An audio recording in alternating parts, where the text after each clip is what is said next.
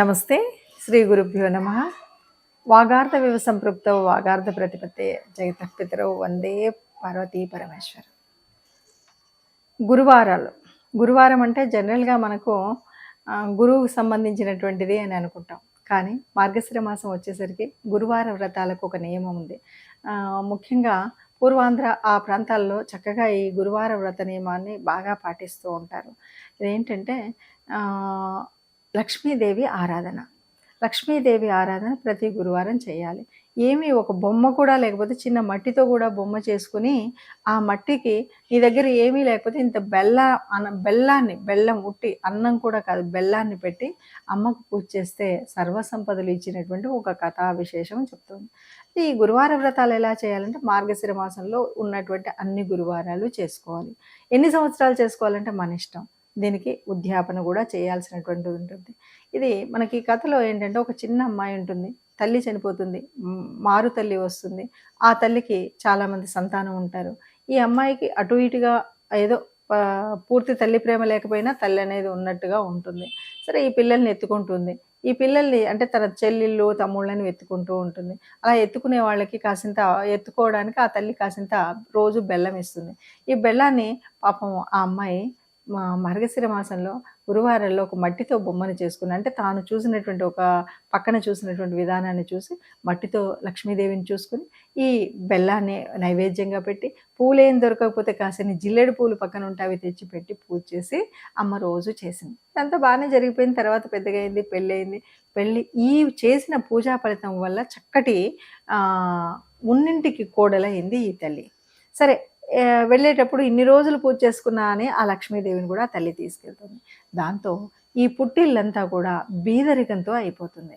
ఇక మరి అక్కడ అత్తింట్లోనేమో దినదిన అభివృద్ధి ఉంది. సరే కష్టాలు చూడలేక పుట్టింటికి సహాయం చేయాలనుకుంటే ఈ తల్లికి ఏమో ఏమీ చేయాలన్నా కూడా ఎప్పుడూ కూడా అనుకరించదు.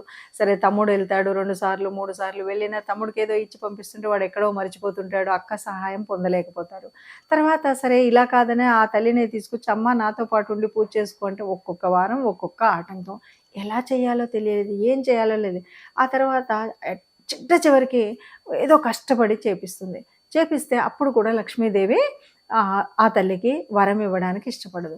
అప్పుడు ఏడుస్తుంది, అమ్మ నా పుట్టింటి వాళ్ళే కదా, వాళ్ళకి ఎందుకు నువ్వు ఇవ్వవు అంటే, ఏం లేదు తల్లి, నువ్వు చిన్నగా ఉన్నప్పుడు నువ్వు పూజ చేసేటప్పుడు మీ అమ్మ నిన్ను కొట్టింది, సవతి తల్లి కాబట్టి చీపురుతో కొట్టింది, నువ్వు ఎక్కడ సమయాన్ని వేస్ట్ చేస్తున్నావు అని, అది నాకుంది అని అంటే, అమ్మ అప్పుడు సంగతి వేరు ఇప్పుడు సంగతి వేరు అని ఈ తల్లి మొరపెట్టుకుంటే అప్పుడు ఆ కుటుంబాన్ని కూడా దీవించింది అన్నది మనకు కథలో కనిపిస్తుంది.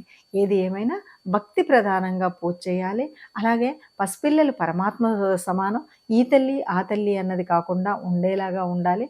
అలాగే పరమాత్మ తత్వానికి నేను అంగరంగ వైభవంగా ఏం పెట్టాను అన్నది కాకుండా భక్తితో మట్టి ముద్దతో నువ్వు అమ్మని చేసుకుని కాసింత బెల్లం పెడితేనే నీకు ముక్తినిచ్చింది కదా, నీకు ఎంతో ధనాన్ని ఇచ్చింది కదా, అలాంటి పూజ కనుక గురువారాల్లో మీ దగ్గర ఉన్న పువ్వును పెట్టండి, నీ దగ్గర ఉన్న బొమ్మను పెట్టుకోండి, నీ దగ్గర ఉన్నటువంటి దాన్నే నైవేద్యంగా పెట్టండి. వాటిని పెట్టి పూజ చేసుకుంటే చక్కటి ధన ధాన్యాలతో వృద్ధి చెందుతారని చెప్పే ఈ కథ ప్రకారంగా గురువారం రోజు ఉదయాన్నే లేవడం, తలస్నానం చేయడం, లక్ష్మీదేవిని పెట్టి పూజ చేయడం. కాకపోతే ఇక్కడ ఒక నియమం ఏం పెట్టారంటే తలకి నూనె రాసుకోకూడదట, స్నానం చేసిన తర్వాత దువ్వుకోకూడదంట ఆ ఒక్కరోజు. ఈ ఒక్క నియమాన్ని కనుక పాటించినట్టయితే చక్కగా ఉంటుంది. పూజ చేసుకున్న తర్వాతనే మనం తినడం అనేది, ఏదైనా ఆహారాన్ని తీసుకోవాలంటే పూజ తర్వాత తీసుకున్నట్టయితే మనకి ఈ ఫలితం వస్తుంది అని చెప్పారు. ఇదండి మనకి మార్గశిర మాసంలో గురువారపు వ్రతాల యొక్క నియమం.